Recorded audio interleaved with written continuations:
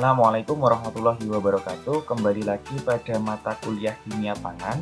Pada kesempatan kali ini kita akan membahas tentang karbohidrat, zat penting yang kita konsumsi setiap hari. Tapi yang lebih menarik adalah apa yang terjadi secara kimiawi di balik rasa manis dan teksturnya. Mari kita pelajari lebih dalam terkait dengan reaksi-reaksi kimia dalam karbohidrat, mulai dari reaksi hidrolisis, reaksi karamelisasi, reaksi Maillard hingga reaksi esterifikasi. Reaksi hidrolisis. Reaksi hidrolisis merupakan salah satu reaksi yang paling penting pada karbohidrat. Hidrolisis adalah reaksi pemutusan ikatan glikosidik dalam disakarida atau polisakarida menggunakan molekul air. Berikut beberapa contoh reaksi hidrolisis di disakarida yang sering kita temui.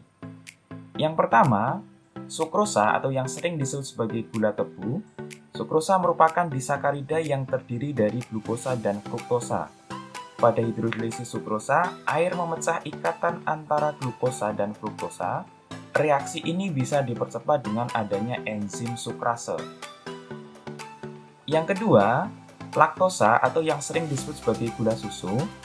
Laktosa terdiri dari glukosa dan galaktosa. Hidrolisis laktosa tentunya akan menghasilkan monomer glukosa dan galaktosa. Enzim yang pengkatalis reaksi ini adalah laktase yang sangat penting dalam pencernaan susu pada manusia. Selanjutnya ada maltosa atau sering disebut sebagai gula malt. Maltosa adalah disakarida yang terdiri dari dua molekul glukosa. Hidrolisis maltosa tentunya juga akan menghasilkan 2 unit glukosa. Reaksi ini dikatalis oleh enzim maltase. Proses hidrolisis ini adalah langkah awal dalam metabolisme karbohidrat, di mana gula-gula kompleks dipecah menjadi unit-unit yang lebih sederhana agar dapat diserap oleh tubuh. Selanjutnya, reaksi karamelisasi. Reaksi karamelisasi merupakan suatu proses yang memberikan rasa manis dan warna kecoklatan pada berbagai olahan makanan.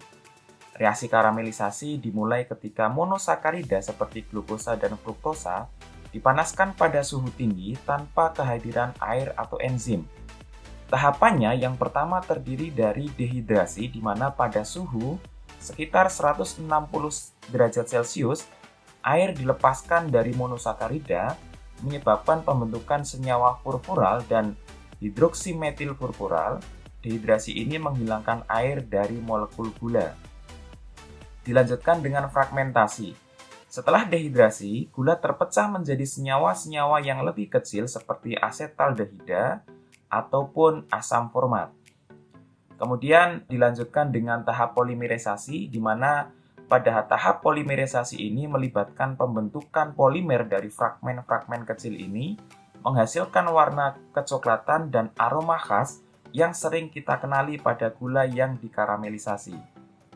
Karamelisasi adalah proses non-enzimatik yang terjadi ketika gula dipanaskan hingga suhu tinggi, seperti ketika kita membuat permen atau memanggang roti. Yang ketiga, reaksi Maillard. Reaksi Maillard adalah reaksi yang mekanismenya jauh lebih kompleks dan sering disebut sebagai reaksi Browning non-enzimatik.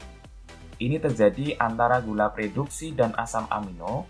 Reaksi ini sangat penting dalam memberikan rasa dan aroma pada makanan yang dipanggang. Mari kita lihat tahapannya. Tahapan reaksi Maillard yang pertama terbentuk karena adanya pembentukan basa Schiff. Pada tahap awal, karbonil dari gula reduksi bereaksi dengan gugus amina dari asam amino membentuk basa Schiff. Dilanjutkan dengan pembentukan produk Amadori. Basa Schiff kemudian mengalami reorganisasi ataupun rearrangement menjadi produk yang lebih stabil yang dikenal sebagai produk Amadori. Dilanjutkan dengan degradasi produk Amadori, di mana produk Amadori selanjutnya mengalami degradasi menghasilkan berbagai senyawa seperti furfural, hidroksimetil furfural, dan senyawa dengan gugus sulfur atau nitrogen yang memberikan aroma kompleks dan rasa khas pada makanan.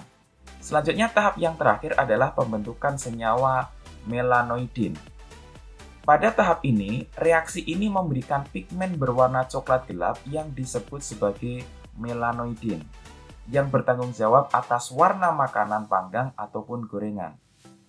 Reaksi Maillard dipengaruhi oleh suhu, pH, dan jenis gula atau asam amino yang terlibat. Dan inilah yang memberi cita rasa khas pada makanan seperti roti, stik panggang, ataupun kopi. Selanjutnya yang keempat adalah reaksi dengan alkohol membentuk O-glikosida.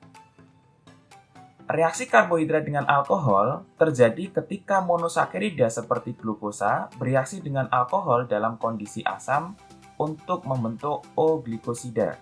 Gugus hidroksil atau OH pada karbohidrat digantikan oleh gugus alkoksi atau OR dari alkohol.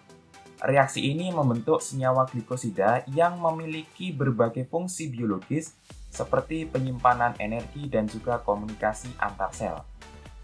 Reaksi yang kelima adalah reaksi esterifikasi monosakarida. Reaksi ini melibatkan pembentukan ester antara monosakarida dan asam karboksilat atau anhidrida.